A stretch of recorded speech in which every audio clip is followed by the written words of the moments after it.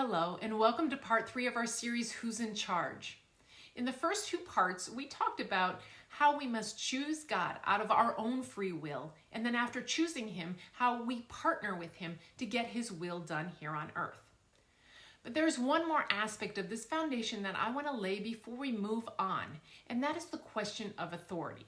How did God set up His authority here on earth? Let's once again go back and see from the very beginning how God answered the question of authority.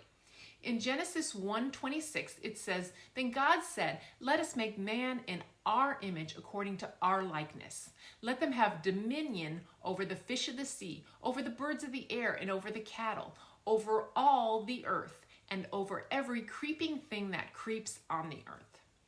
So we see in this verse the word dominion. Let them have dominion. Who is He giving dominion to? Well, He's giving it to Adam and Eve, humanity, us. The word dominion means to have sovereignty over or control over. We also see that at the very end of this verse, it says over all the earth. So we see that humanity has control over the earth. God gave rule over the earth to Adam and Eve, and we know that they represent humanity.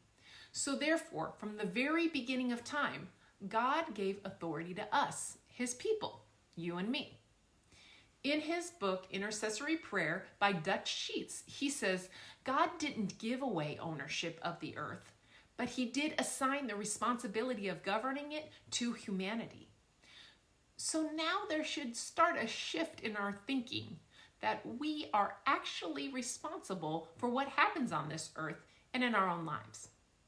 Okay, so this is where I might start losing some people because we were always taught that God is in control over everything that happens. Well, God is in charge of everything, but He's not in control of everything because He gave the authority of control over to us. So we may have been taught that everything that happens is God's will, but as you can see, that's not 100% true. We are responsible for what happens here on earth, because we are supposed to be representing God here. So what happens when we don't represent Him well here? Well, then God's will doesn't get done. God doesn't get to do what He wants to do.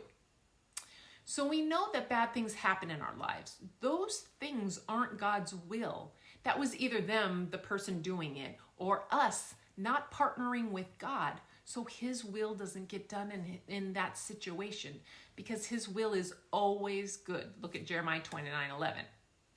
But we can fix this by partnering with Him, which I talked about in part 2.